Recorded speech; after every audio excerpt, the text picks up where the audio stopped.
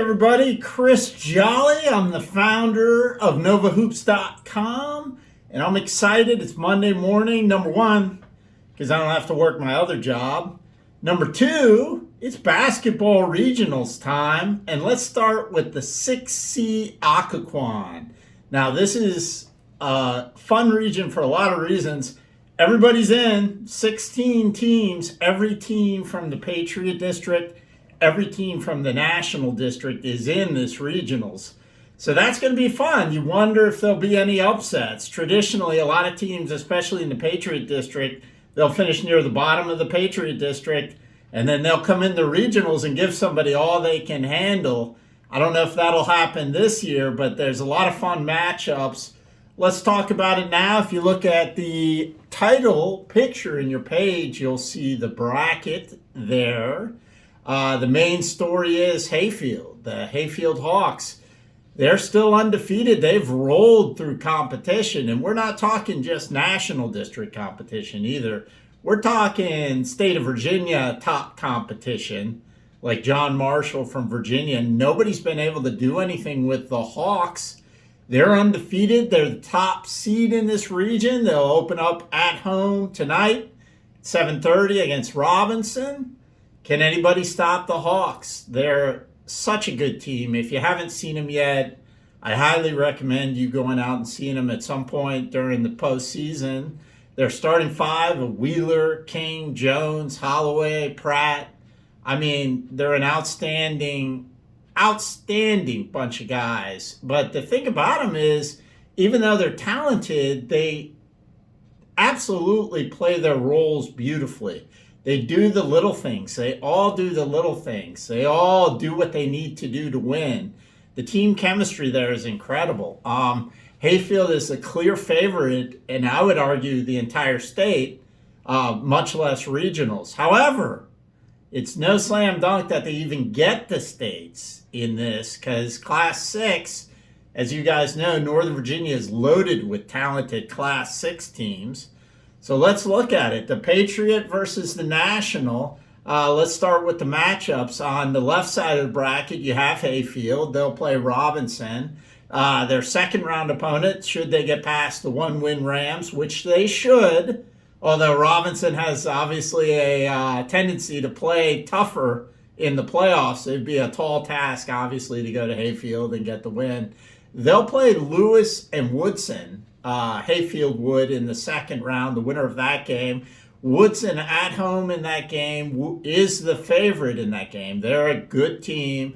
Obviously, Doug Craig, one of the best coaches around in the region. He's got a very senior-laden and experienced group that is blended nicely with a lot of newcomers. They're a good team. They're a dangerous team. They got to get by Lewis first, which is an underrated team. Jeremiah Boateng and Lewis finished fifth, I believe, in the National District. They're not a gimme in the first round for Woodson. Woodson's one of those teams. They're not going to blow out many teams, but they can hang with about everybody. They're a team that could give Hayfield trouble in the second round if they can control pace. Trouble is, Hayfield is a team that's pretty comfortable at just about every pace. I know one thing, if Hayfield scores the 78 points they're averaging on the year, Woodson isn't going to beat him. But if anyone can slow down the pace and get the game to where he wants, it's Doug Craig. I remember last year I watched Woodson play at Hayfield. Now, that wasn't as good a Hayfield team as obviously this undefeated version, but Woodson hung in there the whole way. So we'll see if they can do that again if they get past Lewis. Now, Hayfield did draw, in my opinion, the harder side of the Occoquan bracket. If you look down at the bottom half of the left half of the bracket, you got Annandale and Alexandria City in a really good first-round matchup at Annandale. That should be a good one. I worry about Annandale's depth, but there's no doubt their starting five is extremely talented. This is a team that surprisingly won the George Long Classic at Wakefield over December, beating some excellent competition, such as South County, who you see at the bottom side of that bracket. Now, South County is the Patriot District regular season champions. They got upset by a hot West Potomac team in the district tournament, so they're not the top seed. Their punishment for that is they're relegated to Hayfield's side of the bracket as the Patriots' second seed. They get Mount Vernon. Mount Vernon's been playing a lot better of late, but to go to South County is obviously a tall task.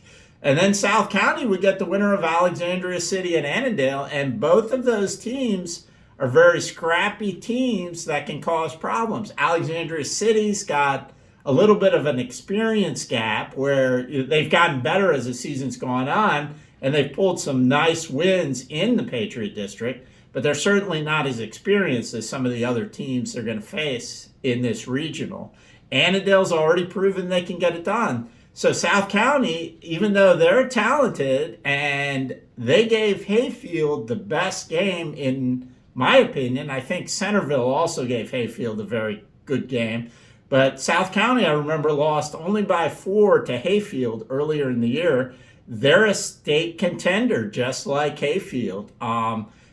Trouble is now, as the bracket would stand, if those teams advance, South County and Hayfield, they'll meet in the semifinals of the Occoquan region, with only one team, therefore, getting the states, which is a shame. But hey, this is playoffs. That's how it goes. However, that Hayfield South County prospective semifinal matchup would be fantastic. That'd be on February 24th. That's a not miss game if it happens. And remember, in all these regionals, 2 teams from the Class 6 will qualify for states. So the goal is to at least get to that final. If you win regionals, then you get a home states game, as opposed to finishing second place where you'd be on the road.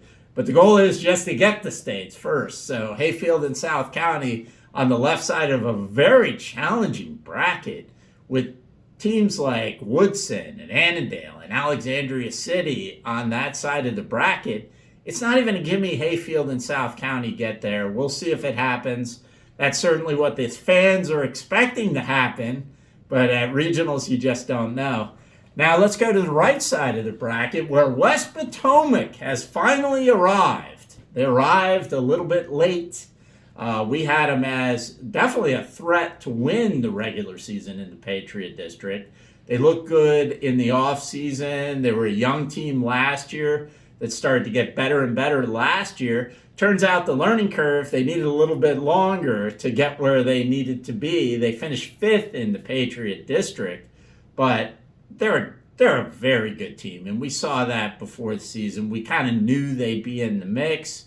It just took them a little later than expected. Boy, did they deliver in the Patriot District tournament. Donovan Bass, Briscoe and company got 3 big wins. They went and beat all on the road. They beat Lake Braddock on the road. They beat South County on the road. And then they went out to the neutral site and beat South County. I'm sorry, the game was played at South County. They went out and they beat Fairfax for the title. Heck of a job by West Potomac. Any team that hot is a definite factor to a definite pick that could easily win this region. Now, you got the flip side of that where some team gets hot in the district tournament and then fizzles out in the regional tournament.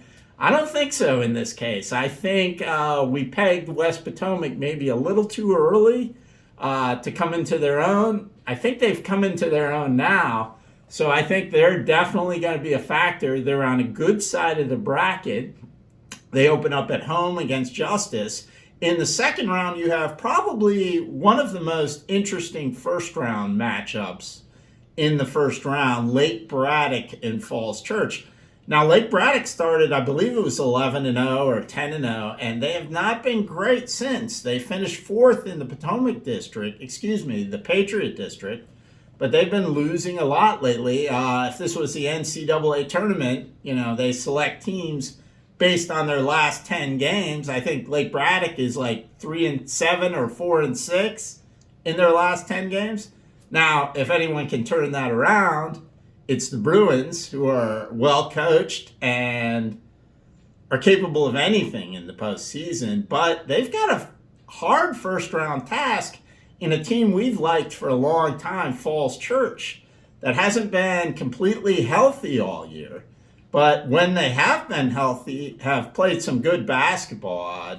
James DePogny is a heck of a player that can put up, especially in an open game like he'll get against Lake Braddock, he can put up some points. Now, if Falls Church plays Lake Braddock's pace, I think Falls Church will probably lose because Falls Church is more of a team that likes to keep the score in the high 40s, mid 50s, that prides itself on its defense. So pace is obviously very important there. We'll see what happens. Excuse me for a minute.